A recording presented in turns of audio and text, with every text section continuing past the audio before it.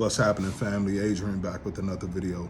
I wanted to drop this video real quick, but first I want to say thank you to all of the new subs. The channel has grown tremendously over the last month or so, and I appreciate each and every last one of you guys for continuing to rock with the channel. But today's video is basically going to just be a reminder to you guys to get back to the things that you love to do before you were with the narcissist. Or even if you are still with the narcissist, you can still find time to get back to yourself, get back to the things that you love, get back to the things that make you happy and bring you joy in your own personal life. And I promise you, it will help you tremendously in your healing journey. So for me, basketball was one of those things that was literally my first love. It was something that I did all of my life since I can remember. I started playing basketball about 5 years old. And I actually started taking it really serious once I got to around middle school, high school. I kind of always took it seriously, but once I got to about middle school, I started getting pretty good to the point where, you know, I was starting to get noticed in my city, and at a lot of the schools that I was attending, I was getting a lot of notice from a lot of the different coaches and things like that. So I honestly thought that basketball was going to be something that I pursued for a career. And I ended up making it all the way to the college level and getting hurt. I tore my ankle up. I tore my anterior talofibula, if you guys know what that is. But basically it's like a ligament in your ankle. And I tore my ankle up pretty bad, like my sophomore, junior year of college. And although basketball never turned out to be what I thought it was going to be for my life, it still gave me a lot of joy and it brought me so many intangible things that basketball just taught me. It taught me how to be a team player. It taught me how to have confidence in myself as a team player and know what my role is to help my team be successful. It gave me, you know, just confidence in life. Just knowing that I was accomplished already. I was accomplished at a very young age, so I knew what it meant to like win championships and things like that when I was 5, 6, 7, 8, 9 years old, like as a young child. So I knew the importance of, you know, number one, being a team player, but then number two, just having confidence in yourself and the ability to overcome, you know, even losses in your life. That's actually the first time I ever experienced loss in my life was with basketball as well.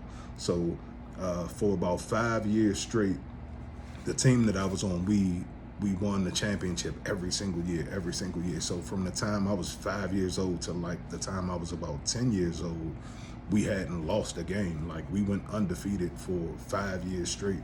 So of course, as a child, not understanding loss, basically what ended up happening when we lost that first game, I did not know how to handle loss at all.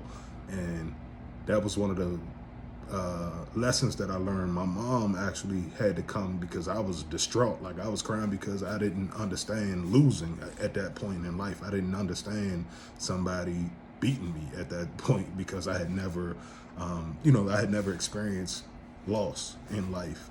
So when that happened, my mom had to kind of, you know, break it down to me and let me know, like, listen, you had a good run. Yeah, you went 5 years without losing a game, but that's not the way life really is. Like sometimes in life, you're gonna have to accept your losses. You're gonna have to accept, you know, things not working out the way that you thought they were, but that doesn't mean that it's the end of life. It doesn't mean that, you know, life is over at that point. So that was a lesson that I learned, you know, pretty at a pretty young age, and basketball taught me that lesson.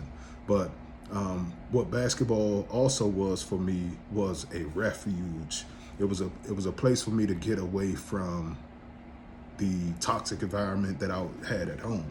So I used basketball as a tool to basically open a lot of doors for me, but it also was a place for me to get away and just kind of block out everything that was going on at home. So it was literally like a sanctuary to me, where it was a place where I could go, where I felt safe, where I felt like I was in control of the situation, where I felt like, you know, when I'm on that basketball court, nothing can touch me, nothing can, and it wasn't like that at home. It was, I was dealing with a whole lot of, not necessarily physical abuse, but a lot of emotional, and what I didn't even realize at the time was emotional abuse. But if you're dealing with a parent who has a drug addiction, you are going to experience some level of emotional abuse. And then outside of having a parent that had a substance abuse addiction, I was also, I had a stepfather who was pretty emotionally and mentally abusive as well when he came into the picture. So once he came into the picture, he brought a lot of toxicity with him, and he came into the picture when I was about 8 years old. My mom and dad divorced when I was, somewhere around 8 or maybe 9. And then my stepfather came into the picture, and he brought a lot of toxic energy into our home and just into our home life. So basketball was that thing for me. It was like a getaway for me. It was my escape. It was the thing that I could literally do and just drop my problems on, and I didn't have to, feel like. Basically, I use basketball, like I said, as a tool to kind of regulate my emotions, kind of like the narcissist does when they basically try to project their energy onto you. I kind of projected my energy into basketball, and for years it was very successful, to the point where I literally thought that I was going to make it to a professional level on some stage, whether it was playing overseas or whether it was going to the NBA or whatever the case may be. But then once I got hurt, I started to realize that it was more of a tool for my life than I realized, because like I said, my goal at the time was to go pro, and that didn't happen. So since that didn't happen, I started utilizing and realizing that, wait a minute, basketball was more than just like going pro, and that was going to, erase everything in my life. No, it was a tool for me to build relationships. I still have relationships with people to this day from playing ball 20 years ago.